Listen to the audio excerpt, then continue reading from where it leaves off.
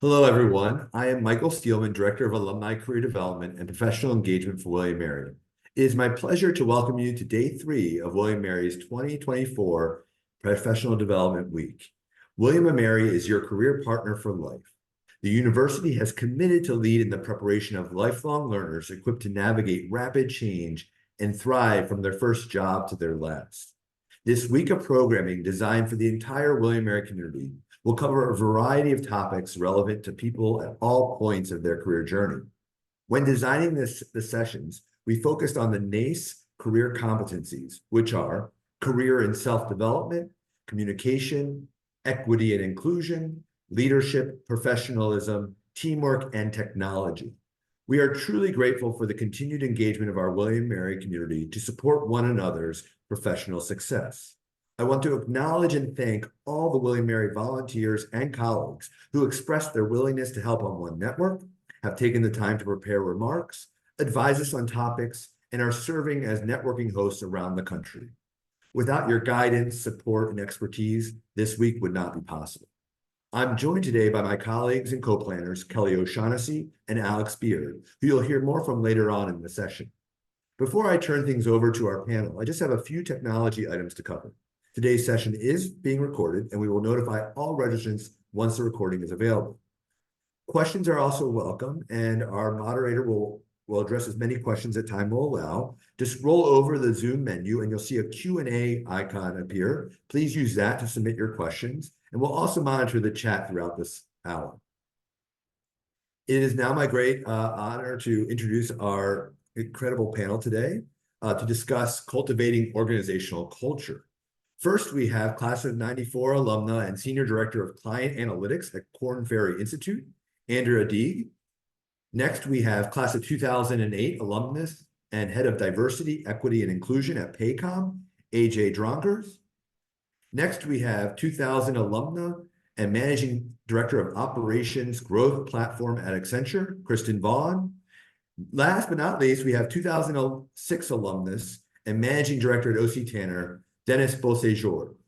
And no matter where you are in your career, we hope today's conversation will encourage you to think about ways you can enhance the way you build and maintain collaborative relationships to work effectively toward common goals, while appreciating diverse viewpoints and shared responsibilities.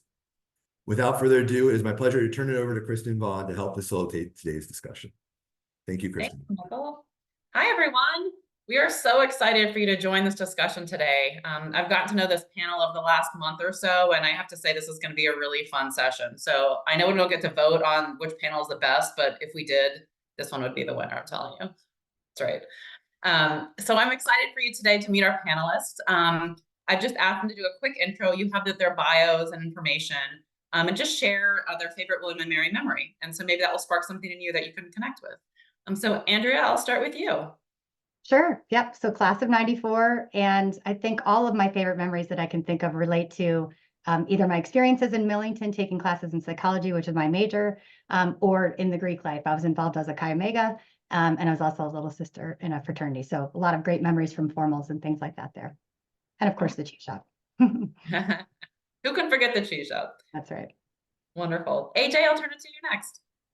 Okay, I've decided I'm going deep on this one because one of my, I was going through this training and I was actually writing about these key events in my life. And one of them was actually, I came out of the closet at William & Mary. It's from California. I moved to Colonial Williamsburg, such an odd choice, but I love it. I have no regrets. And when I was there, I was joined a fraternity, which I was not expecting, second semester freshman year. And then I was like, I need to come clean with my identity. This is who I am. And I was so nervous. And I remember we had a weekly meeting. And at the end of the meeting, they would pass around this gavel. And the gavel would indicate who was speaking, and you would just do quick updates, sometimes important, sometimes not. And so as the gavel got closer and closer to me, I was like, okay, I'm going to do it. I'm going to do it. I'm going to do it. And I was so nervous, and I shared, my identity, and I was not sure how it was going to land. And everyone hugged me and said they loved me, and I was just so moved by that moment. It has really shaped me for the rest of my life. So that was probably one of my favorite William & Mary memories. Wow, AJ, thanks for sharing. So impactful. Amazing. Dennis, I'll turn it over to you next. Yeah, I worked at the King's Arms Tavern while I was at school at William & Mary. I don't know how many people how people feel about Colonial Williamsburg being on the doorstep of William & Mary. But you know, way back in the day of the 7-year history, students from the college would work at some of these taverns, and so that was something that helped me pay my way through school. So love Colonial Williamsburg because there's a lot of tourists that want to spend lots of money. So I love it. I look back and I have two memories. I think the first one is just playing soccer in school. We played, the women's team at the time played on Barksdale, which I don't think, I went by there a few months ago. It doesn't really exactly exist today like it did before, but the women's team played at Barksdale, which is a beautiful field. And I'd say my next favorite memory, I was back in November with my family, and I actually got to officiate my best friend's wedding in Wren Chapel, which was really, really cool. So I'm not officially an officiant, but it was really neat to kind of play that for the day and do that. Was really special. And I'd never actually been in the Wren, inside the Wren, which was really spectacular. So with that, we're going to start with our first question to our panel. So the question to you all is, how do you promote effective communication within your team or organization in today's work environment, whether it's virtual, in person, or a hybrid of those things? And Andrea, I'll start with you. Sure. Yep. So I manage a team that is global. I've got someone in Asia Pacific and Singapore, several in Minneapolis, Chicago, kind of all over. So we've got people that were going in the office before COVID, probably like many people here, and now they are not going in the office. One person still does, but we've got this big combination of both in and out of the office and the time zones to deal with. So we try to be really flexible with each other. Some people work evenings so they can work with the employee in Asia Pacific if they're collaborating with them on something. Others are more real-time, regular US hours. We're really pretty flexible around that. At the same time, some people want to have FaceTime really often and have, video conversations that are short every other day. Others would like to have a one-on-one with me that's more 1 hour every other week and kind of have a deeper dive then. So we just find that we need to flex, especially now post-COVID, and really go with where the group's energy is, both individually and at the team level. So we have a team meeting every other week. Sometimes we don't need it, but we keep it there in case people want it. So really meeting people where they are and being flexible always. Awesome. Thank you. And AJ, I think you said you're all in person, right? So how do you deal with that in a completely in-person environment? Yeah, so we are the outlier. We are pretty much 100% in person, which honestly I am thriving under as an extrovert. We have a ton of different things. One, we do like kind of culturally in our organization, not only like all the different types of teams meetings and stuff. And I think that this is part of it that is important with the virtual environments is like the reading body language and asking more questions in virtual is so much more important because you sometimes miss the nuance of how someone's reacting to something, or if they're feeling a little bit of loss and needing more direction. Also another thing that we do is we do skip levels. So like, just making sure that you're not just meeting with your direct team, your direct boss, or your direct support team, but you're going a layer below that to just make sure that people have access to additional people. And so that happens in both directions here at Paycom, which I think is a really wonderful part of our culture of getting together. But I do think too, a lot of the points, we do a lot of stuff hybrid as far as just we have multiple locations. And so that is something that we try to support. And I would just add, I think it's really important to think about accommodations when you're doing a lot of the virtual stuff or in-person stuff. So just making sure you put captions on if that's an option, which usually Zoom supports. If you're international, they have language conversion. If people need other things, to just keep that all in mind. Awesome. Dennis, how about at OC Tanner? Is there anything special you've learned throughout the process from remote work or hybrid teams? Yeah, I feel like when we went fully remote, a lot of our offices actually closed during COVID because we just realized we could do everything virtually. And I think just over communicating is such an easy thing to forget. You feel like you're saying the same thing over and over and over again. And I think people sometimes need to hear it like the third, fourth, fifth, sixth, seventh, eighth time.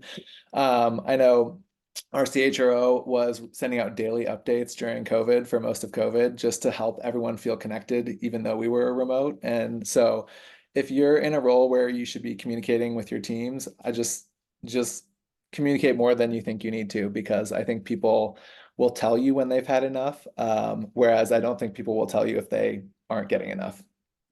That's great advice. I was actually in a meeting this week and we were talking about blended team etiquette. So a lot of the suggestion was you should ask if there's more than one or two people on the call, is everyone okay being on camera? So everyone feels included, where you don't feel like you are, if you're not camera ready that day or in a place where you can't talk on the phone, just having the whole group agree yes or no, which I thought was interesting. I never really thought about that point, but it does, you know, having that connection on video is a lot different than just looking at a blank screen too. Kristen, that's a really good point, because before COVID, I was remote and nobody else was. And so they'd all be laughing in the conference room and I'd be just sitting there on the line, you know, no FaceTime or anything. And so I was always trying to get them to do it. And now that we're all more remote, that's become more common, but it is a good sensitivity to be aware of. Absolutely. Yeah, and then Uh, Kristen, well- another, oh, go ahead. Go ahead, AJ. Another thing that a lot of teams can do, especially from a DEI perspective, is thinking about mixing up who speaks and at what time. So maybe starting in like a reverse tenure order, allowing people who maybe don't feel like the floor is being given to them an opportunity to speak up by creating kind of, you know, random ways of doing it. So like, you know, who was the first person to join the company? Like maybe they go last, right? Because usually the people with tenure speak first. So just creating those kind of methodologies can also be a good way to increase engagement. Yeah, that's awesome, AJ. I was also just going to add that the camera on culture, which we definitely have, is great, but it can also lead to burnout, because if you have to be staring at the screen and looking on and being excited, it's sometimes better to turn off the camera and go for a walk while you're on a meeting that maybe you don't have to contribute as much to, but you need to receive the information. So just being mindful of what trade-offs you're sort of forcing on your employees, because I agree video is better for a connect, but it can also lead to some other problems. So Yeah, I think to your point, Dennis, about asking the other person what they're comfortable with. I had a situation at work last year where one of my leaders had a one-on-one with someone, and he went off camera and went for a walk to focus, because he'd get pings and like emails all the time being on camera at his computer. And after the call, he thought it went really well. And after the call, the person called him and said, "Hey, I really didn't appreciate you not being on video. I wish that you'd given me more time." And for the leader, he thought, "I am giving you my time. I'm walking. I'm concentrating just on you." But the person felt like they weren't getting the time. So it's funny, you know, how different people have different mindsets of things of what they're getting comfortable with and what they want. All right, next question for the group. Can you share an example of an initiative or event that you're most proud of in your career that created a sense of community among your team members? So Dennis, I'll start with you on this one. yeah, wow. In my career, wow, that seems so like, big. Every year we have a volunteer day where we can spend it however we'd want. It's sort of like a vacation day, but for volunteers. And it was one year that we organized to go and help the United Way and just like reinvigorate elementary school playground. So we got to do a lot of painting and a lot of fun. And it seems silly, but like getting together in person and being able to connect with your coworkers in just like a different environment, I just feel like I learned so much more about the people I work with every day. And I feel like there's just that water cooler like situation that just doesn't happen on Zoom anymore. And so like any way that you can kind of expand space for like non-work communication just to develop that relationship and develop that culture is huge. I'll also give a plug out. March 1st is Employee Appreciation Day. And so I actually just got this fun little package in the mail that just kind of had a little bit of a messaging around it. Just saying thank you for all you do from our executive team with a little gift, which is fun. So I just love when you take time, especially in like a hybrid environment. Creating culture is like harder, I think, and being able to just do things like that really make people feel connected to the culture, even when it's, we can't all be together all the time. Yeah, great answer. And Dennis, the bidding just went up for your Stanley. It's already at $200. I'll let you know what it is. Right. Love those new. Yep. I'm more of a Yeti guy, but I do love the Stanley. Andrea or AJ, do you have anything you wanted to add? Yeah, an example, it's not as uplifting perhaps as the one that Dennis shared, but as routine as it sounds, even things like interviewing for a new candidate can be overwhelming or kind of intimidating for people that are earlier in their career, right? Those of us who have done a lot of interviews, you kind of get used to it over time, but people that are newer to that can be uncomfortable. So when we hired someone last fall, we looked at our team and said, all right, maybe we do a panel. So it's not one-on-one and you're not feeling like so much of the responsibility is on any one individual and you're kind of learning from each other. You're not feeling like you have to propel the whole conversation. Furthermore, if people can be leading from their areas of expertise rather than feeling like it's an interview, that's something different. It's not, let's work together to figure out how we can divide that up. And we found a way to have our Python expert interviewing around those areas and our expert interviewing there. Someone else was looking at soft skills. Someone else designed who was, not co-located in Asia, an activity for the candidate to submit with some code in advance. So we found a way to really play to strengths. And at the end of it, people just felt so much more confident about doing that because they did it together and they did it in a way where they felt they could contribute something and not feel nervous about it. So I think we grew a lot as a team and how to look for someone that's a good fit in our organization by doing that together. So that's just a small activity, but it had a great reward. I love that. It's a great story. AJ, how about you? Does anything come to mind? Yeah, so I mean, I moved to Oklahoma, having never been here a little over a year and a half ago, for this job, and part of it was because I just felt like doing DEI in a place I'd never known, where legislation and politics sometimes are what polarizingly enter your brain in a place like this, would just be really meaningful. But also very hard. And one of the things I'm most proud of is we launched 11 diversity groups in our first year, which was wild to start them all from scratch. They had never existed. And they grew to 20% of the company had joined them in the first year. And so we did this huge end of year celebration where we gave out awards to the ERGs, that leaders, that for all the work that they were doing. And just hearing them speak about the impact that those programs, those ERGs, those diversity groups had for them, the connections, the ability to sit with each other's like personal and professional trauma, the ability to ask for help, the ability to say when they didn't know something, like all of those things in the groups that were coming out in the first year blew me away. It really moved me. And that was probably one of the things that I walked away with, just being like, the work that we're doing is meaningful.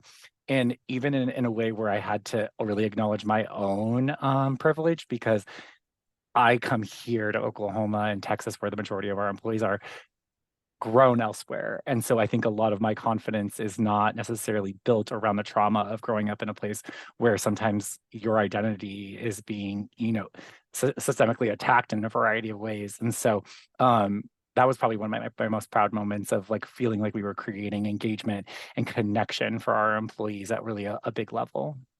That's awesome. I love that story. As I think about, great impacts, I feel like the common theme with all of your stories is like you're doing stuff beyond the actual day-to-day work, right? You're creating and collaborating, getting to know someone on a personal level.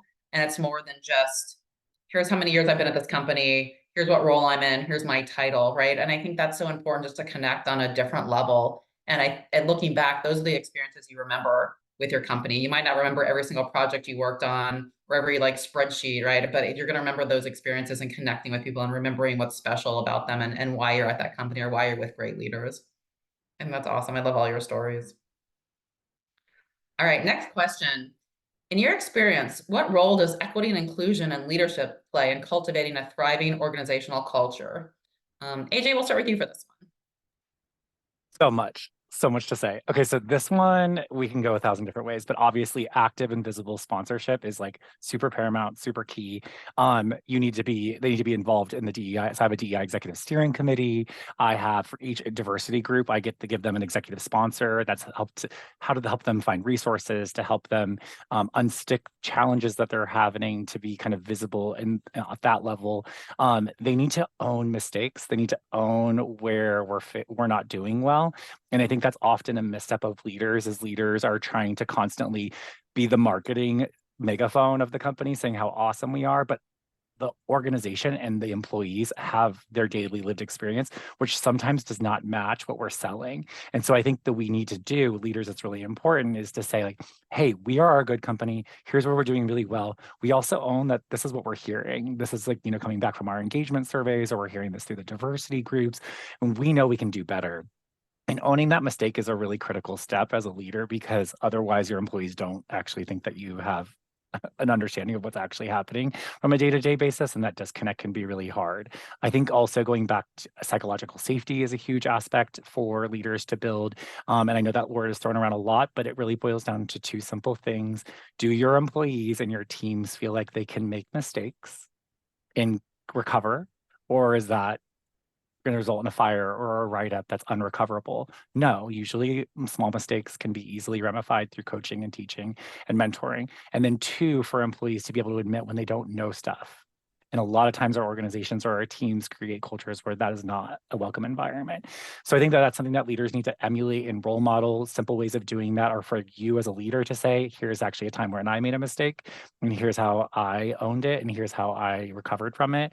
Or to also admit openly when you don't know stuff, I think is really important. Another thing that's really kind of building off of that important is the ability to have tough conversations. So something that's happening here in Oklahoma, and I think is making national news, is there's an Oklahoma non-binary teenager who died after an altercation at school. Really horrifying, really sad. I know there's a lot of national news about it. We can no longer create workplaces where we ignore race, religion, and politics at work because people are coming in the door impacted by those experiences. And so leaders need to be able to sit with that discomfort, even if they don't know if they're the expert on any current event. It looks like, hey, I just want to acknowledge that this happened in the news today. It feels really heavy. I want to acknowledge that you might all be reacting differently to that. Based on that, whatever you need, I'm here for you. Here are our resources. You let us know how you want to engage. So really role modeling, having tough conversations, leaning in, not ignoring people's full identity and how they're showing up to work. And then I'll capstone this with the concept of giving feedback. Giving feedback is so important for employees' development. And unfortunately, we know women and people of color receive less. And that really impacts their careers and their ability to grow. So what does that actually look like? So essentially, if you're not getting direct on the fly feedback from a leader, it might mean you eventually get a write-up, or you're not getting promoted as fast, you're not growing as fast because you're not giving those small nuanced moments to just quickly grow. And so it's really important that our leaders develop kind of tougher skin. Like 45% of leaders say that giving feedback is something they get nervous about and they don't like doing generally. And so never, if you amplify that by the fact that if our genders are different or our lived experiences are different, our religions are different, our ethnicity is different, it really amplifies. So it's also really important for leaders to create a culture of being clear and being kind and giving their employees the direct and candid feedback that they need. I agree with that, AJ. And I think it's leaders are great at giving positive feedback. When it comes to developmental feedback or bad feedback, people just tend to avoid it, right? And just you skate over it. And I think it's hard to deliver the hard messages. Yeah, and it really like there's been studies done that people of color receive more write-ups at work, and it's largely not because that these leaders are racist. It's because they're letting their unconscious bias and their discomfort own their behavior instead of sitting with the discomfort of being kind and being clear and getting a little uncomfortable and being willing to create an environment where we can kind of go there so that we support their development. Yeah, I'll absolutely. also just jump in and add, like, if you're an employee that's trying to get feedback, there's 3 different ways that people hear the word feedback as a manager. They hear it as like appreciation, they hear it as coaching, and they hear it as evaluation. And so if you're looking for being appreciated and you're saying, I want some feedback, and then someone evaluates you or it chooses that moment to coach you, you like end up being like, oh man, that's thanks, but that's not what I was looking for. So for both ways, I think it's just like a really easy word that means different things to different people. And so just be clear about, as the manager or as the employee, of which of those 3 pieces of feedback you're hoping for. I love that, Dennis. That's such a great distinguisher, because you're right. You're gonna be very disappointed if you're hoping for one thing and you get something else. 100%. Yeah.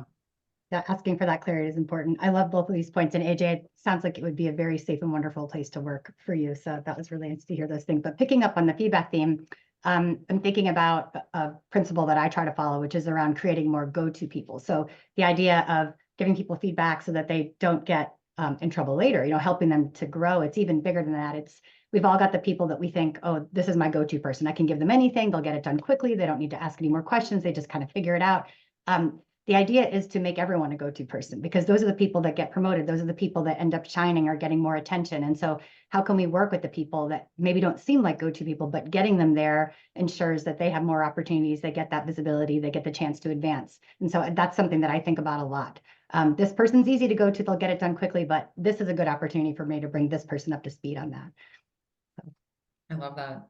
I think, as we're talking about inclusion and equity and kind of being yourself, I'd love to know how you all think about, like, how do you maintain your own identity and culture versus like balancing professionalism? Like, how do you let someone be themselves in the workplace, but then also maintain that professionalism? You want me to start? I'll start this one. Yeah, I think, okay, so first of all, the word professionalism is a charged word in general. And so I think that's a whole other conversation, but I think it's important for us to acknowledge that, all these words, to be, we have stereotypes attached to them. And what does that look like? And I think there's a variety of legislation that has swept the country, not in every place yet, but is, for example, that protects Black hair in corporate, like in the workplace, like that should be protected, and that we shouldn't have these standards that force cultural representation to dissipate just to be a part and or a member of the workplace. So I think that that's really important for us to kind of dig into when we have these conversations, because otherwise they can get kind of it's more about assimilation. So one thing that we talk about is on your path to inclusion or belonging or what do you have at the opposite of that is exclusion. But there's also two other tracks that can develop, which are on the right way, but then they start to make mistakes. So one of them is assimilation, and the other one is differentiation, which is sort of like, oh, these other groups exist. They're very much over here, but they're not a part of this, or they don't have access to all these other resources. And so I think it's really important on that journey to consider, are we forcing people to assimilate? Are we differentiating or lessering value? Are we minimizing their potential? Are we minimizing their contributions to this what we're trying to accomplish? That's a great answer. I love that. Yeah, it is. It's you're right. Professionalism is a loaded word, and we want people to grow and thrive. I think people mainly leave organizations for two reasons. Number one is their manager, absolutely number one, and number two is not seeing people like them in positions of leadership, right? So they don't see a career path and progression. And so I think being able to show that and show there's different paths. It's not linear always, right? Everyone has different career journeys. And I think it's so important to share that. And I remember when I was right out of college in my first job, I always thought everyone you just kind of went up the curve and there you go, right? And having a setback, you're like, oh my gosh, I'm not going to make like X position by this year. And like you're doing the calculations in your head because you're a William & Mary grad and that's what you do, right? And so you want to make sure that there's no like set time and there's no set of rules that you have to follow. But be yourself, enjoy what you're doing, and I think the rest will kind of just follow. Right. Yeah, because I think like one of the things that I did when I first came in is I wanted to review the employee policy handbook, and I was like, do we have dress code stuff? Like, there's stuff to unpack and tease out.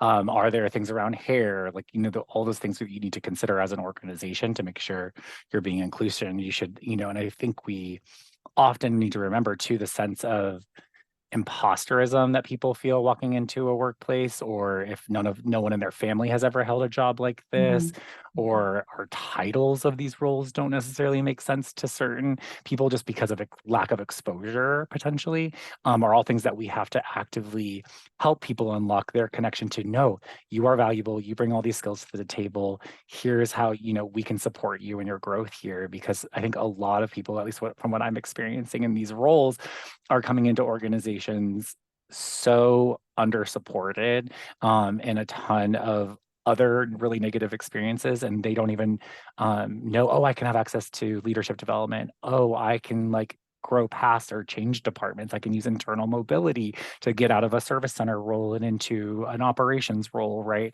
So I think it's important for us to really paint the picture of what's possible and help them break down those barriers that contribute to that sense of imposterism.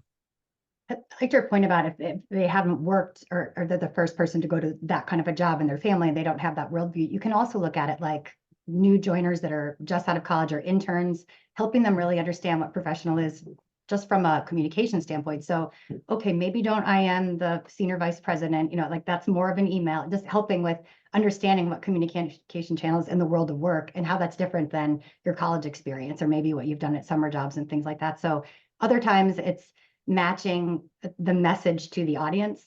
Again, I work with a lot of data scientists, so I'll read an email and say, that's great, all the steps in your data model, that's really comprehensive. But for this person, they really need what were the outcomes? Like what was the summary? What's the elevator speech? They're going to trust that you used all the right scientific steps, in your method. And it's good that you've got that documented, but kind of tailoring the message to that particular person or that particular group that you're connecting with is really helpful from a management standpoint, things we can do to coach people. Yeah, I feel like it's really interesting because some of the Gen Z people in my life have let me know that email is something that you get when you start going to work. Like they don't have email. And that just like blows my mind, but like if you are in an environment where like before you are coming into the workforce, you're used to like social media or WhatsApp or whatever as communication, then it's like, yeah, Teams or that kind of like that feels like my comfortable jump off point. And so yeah, how do you like learn how to navigate some of The these world of work. Yeah. really complicated systems that should be so easy, so Absolutely. So I should mention now my AOL handle.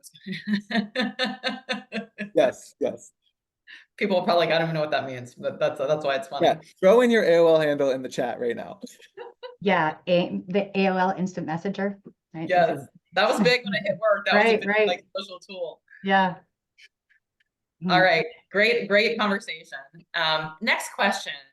How can organizations balance structure and promoting the company line versus flexibility and the need for transparency across a blended environment? So Andrea, we'll start with you on that one. Right. I think it probably depends on the organization and what the culture is there, but we have a very flexible work environment. My manager's in the UK. Like I said, I've got people in Asia Pacific. So we tend to have certain days where we work maybe non-traditional hours in order to be able to meet others where they are and their kind of time zone, temporally spaced work environment that we have. So I talk with direct reports sometimes super early to accommodate that. And there are times where maybe someone has to work a weekend. I'm very against that. And I always say that when we're hiring people, we really do not do that. But every once in a while, something really big comes along where that needs to happen. And we tend to say, just take Monday or Tuesday off in return for that. Candidly, I don't know if that's an official policy, but everybody's fine with it. We do that within our work unit. So things like that, trying to extend those flexible areas where it's possible, people really appreciate that. Awesome, I love that. Yeah. Dennis or AJ, do you have any thoughts?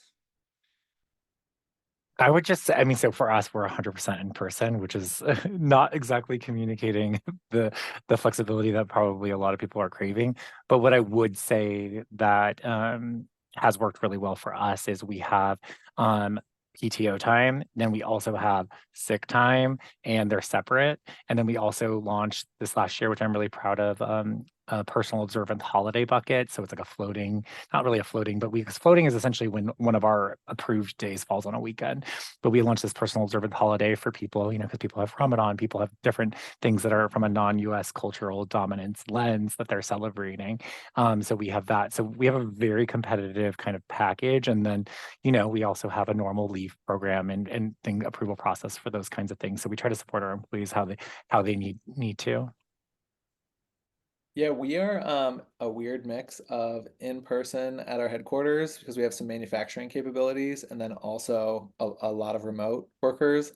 And to me, it all comes down to what I'll call equitable flexibility, which is all about even if you are in the office Monday through Friday, like how do you take time off when you have someone who's sick, kind of just what AJ was talking about, how do you make it so that people don't have to make really hard choices between being employed and taking care of people that are important to them. And then there's also kind of like again, at headquarters, it's Monday through Wednesday. Everyone's expected to be in the office, but Thursday and Friday, our manufacturing teams are still there. And so offering free breakfast or lunch on Thursday and Friday to those that choose to come in as just a way to try to show some sort of equity between the teams so that there doesn't feel like there's this like haves and have-nots and there isn't kind of like friction between internal teams. So I was going to add too on the point of the question of like toe the company line, because I think that's really, I like how you phrased that. It's really interesting. But I think one thing to keep in mind is like, and this is what I think about in our DEI, my DEI work is DEI is grounded in social justice, but I'm also employed by a corporation, right? And so what is the right balance of pulling that off that also makes me successful and my goals successful? And that means, like, for me, when I think about that from a DEI perspective, it's like I need to be able to sell and clearly communicate the metrics and the successes that I'm having that are impacting the bottom line of the business, right? And I think that's true with some of these flexibility conversations is like, how do we make sure that we acknowledge also like we are in a business like this, these are companies that are trying to accomplish whatever goal they are, whether it's a nonprofit or whether it's a for-profit corporation, they have these goals and we need to be in line with that. And the more we are adept at understanding that business acumen, the better we can ask for what we need to be successful and communicate our needs in a way that the business might adjust and react to it instead of, because I feel like a lot of times I've seen this in the DEI space, we have these like warriors that come out and they're fighting, and they're not seeing the success that they want because they're not communicating in a way that resonates with leaders. And so I think that applies a little bit to the flexibility conversation. Absolutely. And I look at, with Accenture, we've been very intentional about not dictating how many days someone needs to be in the office. It is we call it basically like projects with purpose, right? So if you need to be in the office, come to the office for like an in-person meeting, a client deliverable, your whole team is coming on a Wednesday, but you just don't need to be there to say, check the box, you've been there for 3 days or for 4 days. So we're trying to accommodate that flexibility where people can figure out with their teams what works best for them, whether it's 1 day a week in the office, if it's no days a week, if it's 4 days, and what the schedule looks like, and really driving it down to the client and the project level, just because we want people to feel like have the flexibility, they can grow, they can still have that balance and work, right? And people have moved further out too. Sometimes people are commuting to the office where it takes them, an hour and a half one way. So to spend 3 hours every day driving, not to mention like getting ready and being like work ready, that's a lot of time. And so I think there is that balance of, making sure that there's purpose for your connection. So whether you are on a team that's, been told how many hours or how many days you need to come to the office, or you're a leader that's dictating that, I just think it's important to think through what is the purpose of that. It's not just to be there, but what is really the purpose and what are the outcomes that you're really trying to focus on? Yep, totally agree with that. All right, next question. How do you measure success of your organizational culture initiatives, particularly in terms of employee satisfaction, engagement, and equity and inclusion? Dennis, we'll start with you on this one. Yeah, we actually have like a solution impact dashboard where we try to measure this in like a more meaningful way. So I might just take a couple seconds and kind of explain what that means. But I think a lot of times you got to start with readiness to understand, is there kind of groundwork for success and what initiative you're trying to accomplish? I think a lot of times people will like install something and then be like, there, we did it, check the box, we're done. And I think it just rarely, we're not robots. It's not like you don't install an operating system and then you just get to walk away. So that groundwork for success is all around getting executive and leader buy-in, trying to figure out ambassadors throughout the organization that can kind of help, and thinking through strategic and workflow validation. And then there's kind of the phase where you're looking more around traction. Like, is it whatever it is it working? Do people love it? Is it like, do we need to pivot here a little bit? Is there momentum? Are executives role modeling whatever you're trying to accomplish? And then over time, you move more into like a growth phase where is it improving over time? Are you optimizing? Is there sort of cross-team collaboration? And then after that, you're more into like expansion mode, like, hey, it's working here, let's expand it to other places. And eventually you get to this point where it's like a way of being. And so I think a lot of those metrics are really lag metrics that are kind of like the scoreboard, and you're looking at it and you're saying, yay, we did this. And I think it's great to have a scoreboard and to keep yourself honest. But it can't just be like, hey, we really want like our engagement survey or whatever metric we're, using to sort of be like, great, we're at 90%, we've arrived, because I think that's where you sort of fall into all sorts of traps around, we're here, we don't need to do anything. And I think as much as we would all love to have these aspirational feelings, we all know that we're never quite touching the fringes of perfection, and we're always in like that process of improvement. So sort of a long-winded answer to kind of how to utilize those, those metrics, but really don't feel like you've arrived. That's a great answer. I might jump in on that because the group that I work in, we create intellectual property like engagement surveys and so forth. So we have one and we take it seriously. It is the case where the cobbler's children has shoes in our organization. So we know that language, we know what it's measuring, and we really look at it seriously, looking at different teams, looking at different levels, and diving into those results. And I think we look forward to doing it because we really know what things mean, and we action everything. And sometimes it can take a full year to really get somewhere on it where we're ready to measure again, and other times we'll wait longer depending on what the results look like. The other thing I would say is individual engagement is really important, and I think that's where managers have the biggest touch, is kind of working with the people we individually have. They have different interests, they have different things that motivate them, they have different places they want to go. Find out, does the person want to be a manager? Is that something they want to grow into? And by the way, that's not the only way. I think we all know here to advance. So there's lateral moves. There's being a high expert in an area where maybe they don't have direct reports, but they're recognized as a mentor or a leader in a particular topical area. So there's a lot of different ways to go. And the more aligned people are with the work they're doing and their longer term goals, the more engaged they're going to be. In fact, we measure that in a lot of our assessments. How engaged is this person in terms of their people psychology and their fit with the role and so forth. So that's really important. And helping people be able to have the insight about themselves makes it so much easier to coach them. So rather than saying, you didn't tell this person what you're going to do, I find that asking people to discover that themselves is more helpful. Did you make your thinking visible in that message? Do you feel like the person knew what you were trying to convey? Did they know that you've been working on this nonstop for 2 weeks, or did they just see, I haven't seen anything for 2 weeks? Are you making it clear what you're doing in that interim time period? So helping people to self-check and be more aware of what they're doing, the impact they're having, is another way to get them engaged, feeling like they're doing, or they're tracking along with where they want to go in their career and so forth.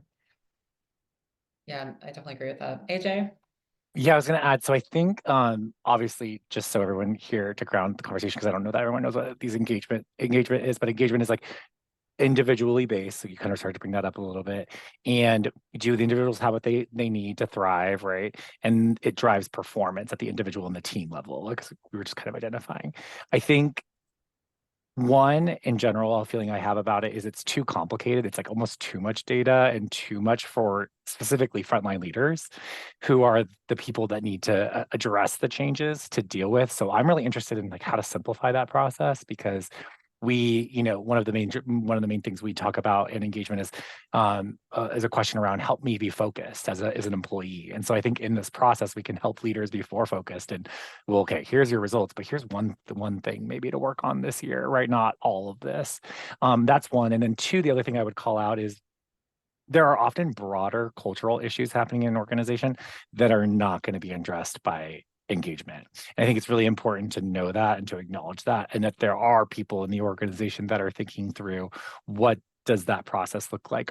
Do we have a separate team? Are we doing focus groups? How are we getting richer and more accurate information to address kind of system level things that need to be owned at the leader level and not on the team and individual level? So that's just the other thing I'll call out about that.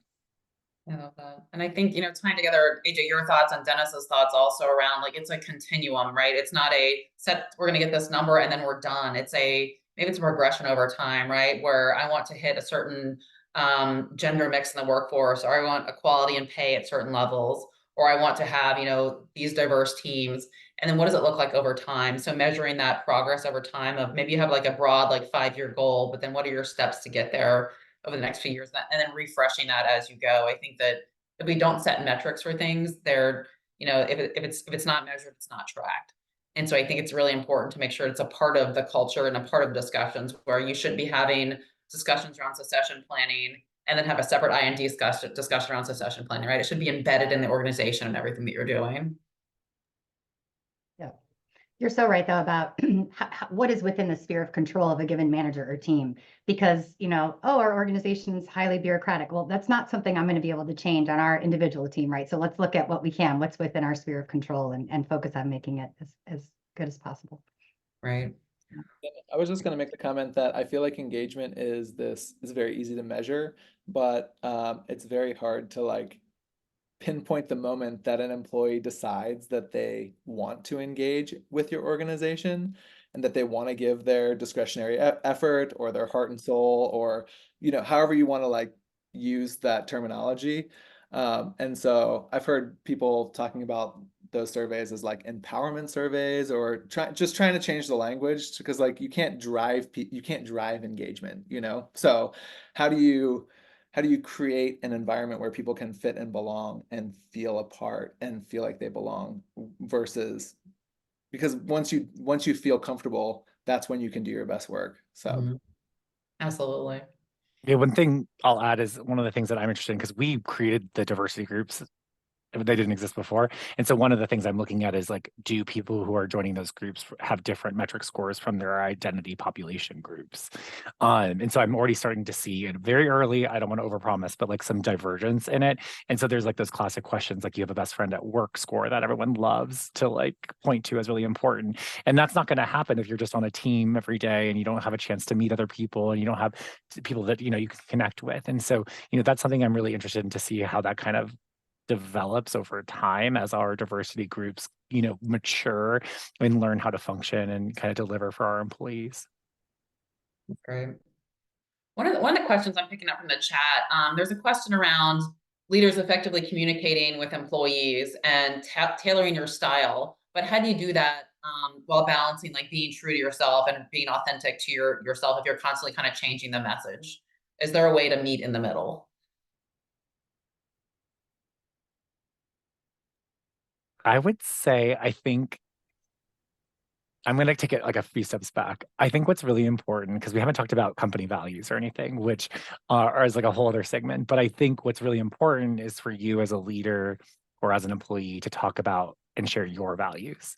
So how are you communicating? So maybe it's not necessarily replicating all the company values, or maybe it's personalizing the company values to your story, right? But how are you communicating, hey, here's my life, here's how these key events and these key people have shaped how I show up at work, and here's how those values mean what you can expect from me and what I expect from you. So I think a lot more communication about you on a deeper level and being more vulnerable is really key, and kind of upfront sharing, you know, here's what you could expect from me and here's what I expect from you, so it's not this guessing game, you know, like we were talking about earlier, communication, over communicate.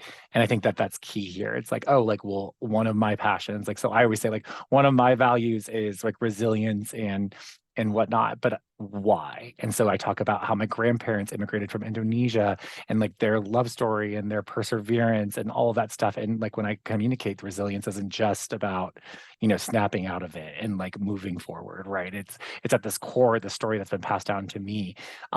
And that's why I look like this at work. And this is why my expectations are these, right? And so I think that's an important step in kind of tailoring your message, is also saying, well, but this is how I was formed, and giving them context for why. yeah, I love that. Another thought, just around that whole communication thing is, I think a lot of times the one-on-one, or if you're global, the one-to-one is viewed as like the manager's sort of agenda. And it's like, I need you to come and I need you to do what I need you to do. And I think if you can find a way to co-create that agenda so that both people have buy-in into what we're discussing. Obviously, there's pieces, right, that need to push forward the organization, but if you can kind of co-create that in a way, you know, it will help kind of bridge that gap a little bit. And I think it is fair for a manager to ask an employee, like, what is the best, you know, what is the best way to be communicating, you know, and trying to kind of work through that together. I think that's totally fair. Those are really great points. I agree. And sometimes either coming in to a new team as a manager, or if you hire a new employee or you switch roles, I find that it's really important to just strictly focus on rapport building for a while to establish trust, because it's difficult to get someone to be vulnerable with you if, you know, and share their concerns or areas where they're having difficulty and struggling, if they're not comfortable or don't know how are you going to respond in those situations. So the first few weeks in any new role, I really just, what are you interested in? What do you like to do? Where do you see in your career? What did you like studying? You know, just kind of getting to know the person and establishing that foundation so that they do feel comfortable. And I think that should absolutely be very honest and transparent, and not just like, I'm showing up like a good manager. You know, it really needs to feel real and be real in order, and people can feel it. We can all feel that, right? When someone's being genuine, you kind of know. So I think that's really important. And then everything gets built upon that trust over time. Absolutely. I'm reading this book right now. It's called Becoming a Strategic Leader, and it's by Dr. George Watts. He's a William and Mary alumni. He got his doctorate in psychology from William and Mary. And I'm sending all my leaders through this training that they do. It's a coaching program. And they have a premise that's basically everyone has there's 5 personality types and your 5 strengths. And understanding those and understanding what other people's are really helps you communicate better with them. So like my number 1 strength is I'm an extrovert. So for example, if I'm communicating with someone who is, their number 1 strength is conscientious, they might not be as open to sharing information with me. They might not be the same. They're not going to match my energy level. They're not going to be waving their hands around and get excited about things and act like me. And I can tell AJ is an extrovert as well, right? And so like you want to connect with people that that you're like, and I think realizing what other people's strengths are is really important when communicating with them and how they want to receive information and how you give information. So it's not really changing the message, but it's really tailoring your style to that person, where there is like that meet in the middle type of way where I'm going to communicate differently with someone who is more aligned with my strengths versus someone who I know might need a little more like, agreeableness or something that they need that I couldn't normally give them, but I know ahead of time by assessing them what kind of that person is. So it makes you look at people differently in relationships, but I think it really helps when communicating with others. The extroversion introversion dichotomy is a really good example, because I've got some introverts that work for me, and they just prefer me to kind of ask questions and draw the information out, and then they share with me what I need to know in order to help them problem solve. So working with people in different ways is definitely important. I was going to add to that. We do a a one-on-one form, and the employee is responsible for bringing the agenda. So like what they want to talk about, what they want to drive, and we have it focused on what are my top like key drivers this like quarter, what are my strengths. So we include that in the form, and then it's 3 buckets of like top things that they really want to spend most of the time talking about, and they actually also score it based on like how they're feeling about it. So like, I'm feeling good, I just need you to validate me, or I'm actually hitting some obstacles, I need some coaching, I need some feedback, or like I'm really unsure, I need a lot more direction.